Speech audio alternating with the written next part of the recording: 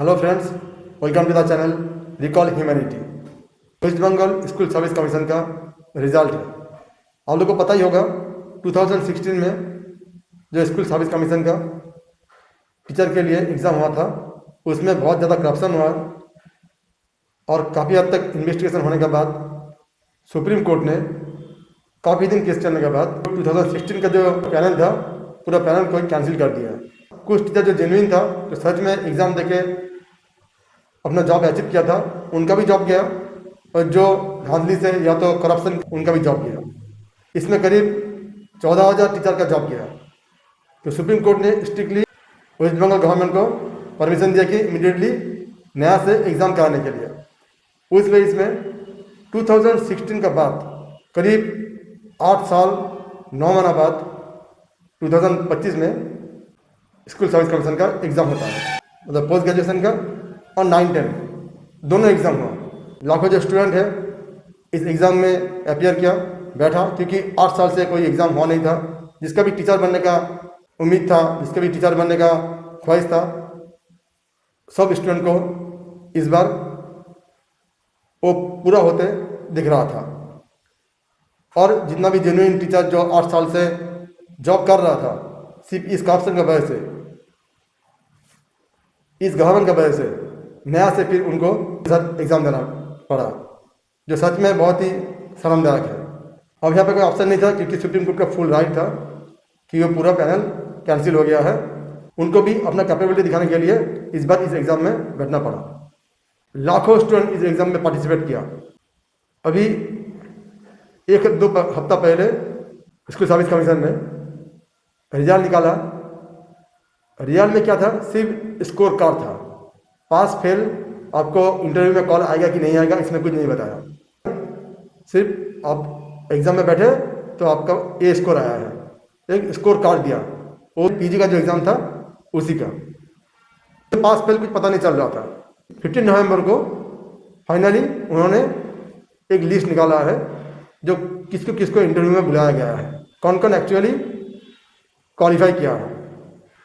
यहाँ पे आता है पूरा शॉकिंग न्यूज़। हमारा फैमिली से 3 कैंडिडेट है, एक फिजिक्स में, बंगाली में, इंग्लिश में। किसी को भी इंटरव्यू के लिए कॉल नहीं आया। जब हम लोग ने रिजल्ट चेक किया, इतना शॉकिंग था। अगर रिटर्न में आपको 60 आ रहा है, फिर भी आपको इंटरव्यू का कॉल नहीं आएगा। क्यों? क्योंकि एग्ज़ाम तो लिया गया था रिटर्न 60 का, पर उन्होंने ऑलरेडी ऐड कर दिया है जो एजुकेशन क्वालिफिकेशन का ऊपर दिया जाएगा और 10 नंबर दिया जाएगा बेस्ड ऑन द एक्सपीरियंस। यहाँ पे हो गया खेल। एक्सपीरियंस मतलब, क्योंकि 14,000 कैंडिडेट का ऑलरेडी जॉब चला गया था 2016 का पैनल से, तो उनको ये जॉब फिर दोबारा देना था। तो उनको ये बफर दिया गया, उनको ये एक्स्ट्रा मार्क मिलेगा based on the 10 marks. Interview में बुलाने का पहले ही ऐड कर दिया गया है, इसलिए जो लिस्ट निकला है वहाँ पे टोटल 80 का ऊपर लिस्ट निकला है। इंग्लिश पेपर में क्या हुआ, 80 में जयान में कट ऑफ मार्क निकला है 77 मेल में, और फीमेल में 76। इतना शॉकिंग है। अगर आप रिटर्न दे रहे हो 60 का, और काफ़ी सारा स्टूडेंट का काफ़ी दिन बाद एग्ज़ाम हो रहा था, एग्ज़ाम बहुत अच्छा गया है, कोई 57, कोई 58, 59, 60 तक लाया है, और एक को भी कोई फ्रेशर्स को इंटरव्यू कॉल में नहीं बुलाया गया, क्योंकि उनके पास 10 नंबर जो एक्सपीरियंस है उसमें उनको 10 में 10 0 मिला। फ्रेंड्स, हिस्ट्री में ये फर्स्ट टाइम हो रहा होगा बंगाल में कि आपको टीचर बनने के लिए पहले टीचर का एक्सपीरियंस लाना पड़ेगा सेम टाइप का जॉब से। पहले आप टीचर बनने का मौका दो, तब ना हम एक्सपीरियंस लाएंगे। बेसिकली यहाँ पे खेल ऐसा है, जो 14,000 कैंडिडेट जिसका जॉब चला गया है 2016 का, उनको एक्सपीरियंस काउंट करके वो बफा दिया जा रहा है। कॉमेडी तो ये है, जिस पैनल को, जिस एग्ज़ाम को सुप्रीम कोर्ट आफ्टर इतना सारा इन्वेस्टिगेशन होने के बाद डायरेक्टली रिजेक्ट कर दिया है, उसी जॉब का एक्सपीरियंस काउंट करके आपको 10 नंबर दिया जा रहा है। और 10 नंबर का बफर मतलब समझ रहे हैं आप, 1 नंबर के लिए कितना कैंडिडेट ऊपर नीचे हो रहा है, तो 10 नंबर का बफर उनको दिया जा रहा है। इसके वजह से टोटल 80 में इंग्लिश में 77 कट ऑफ मार्क आया है। अब सोच सकते हैं, आप रिटर्न एग्जाम दिया 60, आपको 60 में 60 आया, आपका क्वालिफिकेशन एजुकेशन क्वालिफिकेशन में 10 में 10 आया तो आपका मैक्सिमम नंबर होता है 70। तो कट ऑफ मार्क क्या है जनरल में 77, मेल में, फीमेल में 76। फ्रेंड्स इंग्लिश पीजी में जो कट ऑफ मार्क निकला है, जिन लोग को इंटरव्यू में कॉल आया है, तो ऐसा है बेस्ड ऑन द 80, जनरल में 77, मेल में, एससी में 73, एसटी में 68, ओबीसी ए में 74, ओबीसी बी में 74। फीमेल के लिए जनरल में 76, एससी में 71, एसटी में 66, ओबीसी ए में 73, ओबीसी बी में 72। क्वेश्चन यहाँ पे ये आता है, अगर आप फ्रेशर्स को इस एग्ज़ाम में कंसिडर कर रहे हो तो फिर आप उन एक कैंडिडेट को, फ्रेशर्स को इंटरव्यू के लिए नहीं बुलाएं।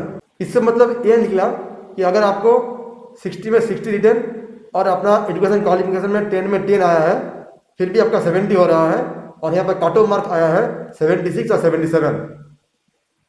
कितना बड़ा कॉमेडी है। मतलब एक फ्रेशर्स को इसलिए इंटरव्यू कॉल नहीं आया, स्पेशली इंग्लिश पेपर में। जहाँ तक मुझे पता चला बंगाली में भी सेम हुआ है, not a single freshers interview call के लिए सिलेक्ट हुआ है। तो आपने जो इतना लाखों कैंडिडेट के पास 500 करोड़ उठाया आपने एग्जाम फी के नाम में, ये क्या है? एक तो 2016 का इतना बड़ा घोटाला, इतना बड़ा करप्शन टीचिंग जॉब में, उसको रेक्टिफाई करने के लिए 8-9 साल इतना आंदोलन स्टूडेंट लोग ने किया है, इतना सीबीआई इन्वॉल्व है, हाईकोर्ट सुप्रीम कोर्ट तक केस गया और सुप्रीम कोर्ट फाइनली जो राय दिया उसका ऊपर भी यहाँ पे स्कूल सर्विस कमीशन ने डायरेक्टली इनडायरेक्टली पूरा स्कैम कर लिया। इतना सारा कैंडिडेट तो आएगा एग्जाम देने के लिए, क्योंकि 8-9 साल सब वेट कर रहा है कि कब वैकेंसी आए और हम एग्जाम देने बैठे। बंगाल में टीचर का जो जॉब है उसका स्टूडेंट या तो कैंडिडेट बोल सकता है बहुत ज़्यादा है, जो टीचिंग के लिए प्रिपरेशन लिया है, दिन रात एक कर दिया है, पर वैकेंसी नहीं आ रहा था। अब फाइनली वैकेंसी आया 2025 में और उसका रिजल्ट पीजी का जो आया है फुल्ली शॉकिंग। एक फ्रेशर्स को सिलेक्ट नहीं किया गया है, जितना हद तक मुझे अभी दिख रहा है इंग्लिश में, बंगाली में। दोस्तों मेरा ये सवाल है एएससी बोर्ड से, अपना गवर्नमेंट से, अगर आपको ओनली जो एक्सपीरियंस है या तो जो टीचर है उनको ही फिर रिक्रूटमेंट करना था, एक भी फ्रेशर्स को आपको नहीं लेना है इस सब पेपर में। आपको तो पता है कितना वैकेंसी है और कितना टीचर का जॉब गया है, तो काउंट आपके पास पूरा है। अब देखें कि उससे ज़्यादा वैकेंसी है ही नहीं, तो आपने फ्रेशर्स को फिर क्यों इस एग्ज़ाम में बैठने दिया? उनसे 500 करके आपने एज ए एग्ज़ाम फी उठाया, तो ये स्कैम नहीं तो क्या है? और कितना स्टूडेंट दिन रात एक कर दिया, हज़ारों कोचिंग लिया है, हज़ारों ट्यूशन लिए, कहाँ कहाँ से पढ़ाई करने के लिए गया है, क्योंकि इतना साल बाद मौका मिला है, आगे फिर का मौका मिलेगा। उतना हद तक उस कैंडिडेट का वो एज रहेगा कि नहीं।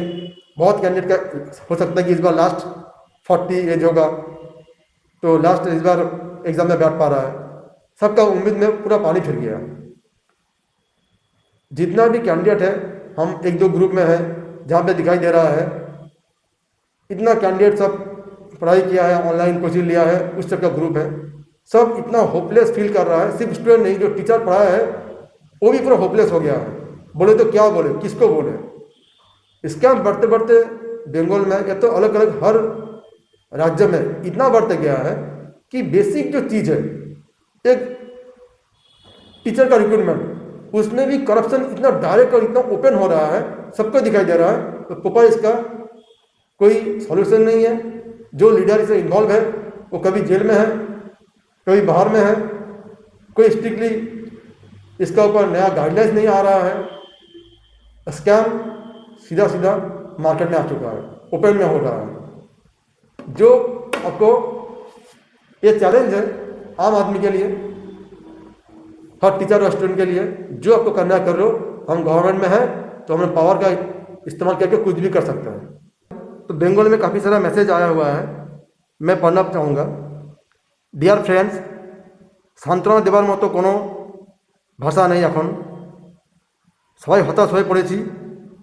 ইংলিশ ফ্রেশার্সের সবচেয়ে বড় ভুক্তভোগী আমরা।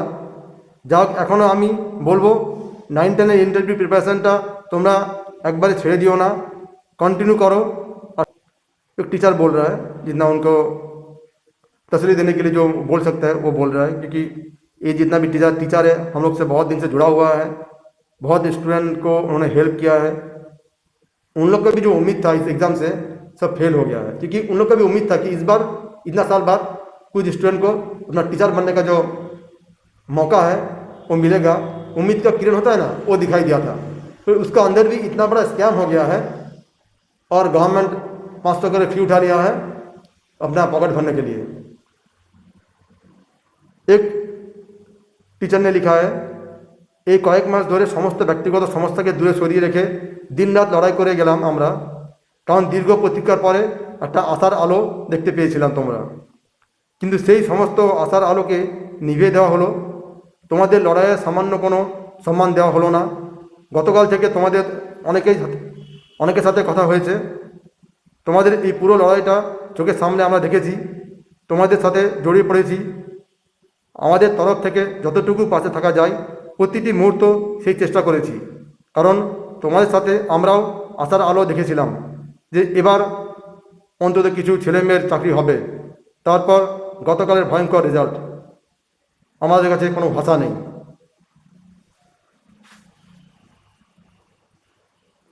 এই বিষয় নিয়ে আলোচনা হওয়ার দরকার, কিছু একটা চিন্তাভাবনায় পৌঁছানো দরকার।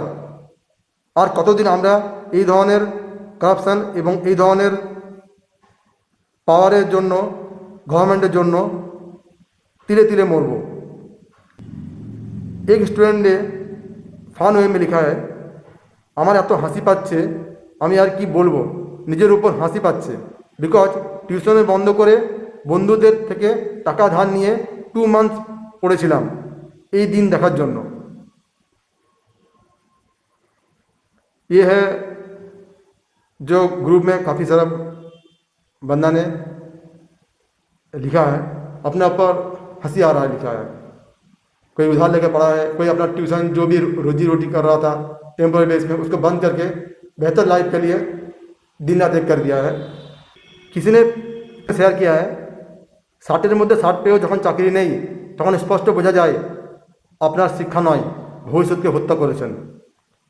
মেধার মূল্য নেই, যোগ্যতার মূল্য নেই, কারণ আপনার এমন এক ব্যবস্থা বানিয়েছেন যেখানে দুর্নীতি, পক্ষপাত আর সুযোগ সুবিধায় নিয়ম। দুর্ভাগ্য এই যে কোনো রাজনৈতিক দল শিক্ষা, চাকরি, সামাজিক নিরাপত্তা ও জাতীয় ঐক্যের প্রশ্নে জোট জেতার ইচ্ছে রাখে না। ওরা ভোট জেতে জাতপাতের বিষে, ভয়া রাজনীতিতে আর লোভ দেখিয়ে সমাজকে নয় শক্তিশালী করার প্রতিযোগিতায় ব্যস্ত সব পক্ষই, সব পার্টি। এই কারণে আজ 60-এ 60 নম্বর মূল্যহীন, এই কারণে মেধা হয়েছে আর বিভাজন জিতেছে। এই কারণেই শিক্ষা ব্যবস্থা নয়, শিক্ষার্থীর ভবিষ্যতেই কফিনের পেরেক মারা গেছে। আপনারা যে নীতি চালাচ্ছেন তা শিক্ষা নয়, ভবিষ্যৎ হত্যার নীতি। আজ ছাত্রছাত্রী বেকার, কাল গোটা সমাজ বেকার হয়ে যাবে। যারা যার ধর্ম, বিভাজন আর ফ্রি লোভ দেখিয়ে রাজনীতি করেন তারা সব কিছুর সর্বনাশ করেছেন, এটাই নির্মম সত্য। ইতিহাসে আপনাদের नाम लिखा থাকবে स्वप्न हत्या हिसाब। कितना होपलेस होके कोई स्टूडेंट, कोई टीचर इस तरह का अपडेट दे रहा है फेसबुक में, ऑनलाइन में, सोशल मीडिया में। इतना ज़्यादा डिमोटिवेटेड लग रहा है, इतना ज़्यादा होपलेस फीलिंग हो रहा है, कुछ बताने का ज़रूरत नहीं है। हमारा खुद का फैमिली से 3 कैंडिडेट था एसएससी एग्ज़ाम के लिए, किसी का भी नहीं हुआ रिजल्ट, क्योंकि किसी के पास एक्सपीरियंस नहीं है। अलग अलग सब्जेक्ट में, बंगाली, इंग्लिश, फिजिक्स। टीचर होने का जो उम्मीद, टीचर होने का जो ख्वाब, वो ख़त्म होता दिखाई दे रहा है।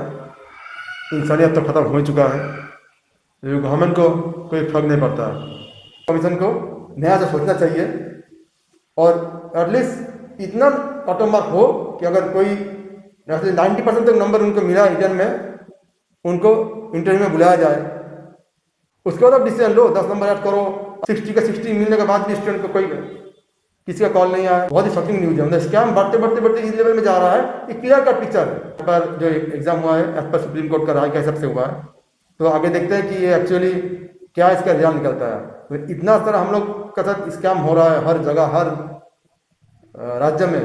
अब किसको हाईलाइट करें और किसको क्या बोले, कुछ तो छोड़ दो बेसिक जो आम आदमी के लिए जो आम स्टूडेंट है उनके लिए कुछ तो छोड़ दो, यही बोलना है अपना गवर्नमेंट को।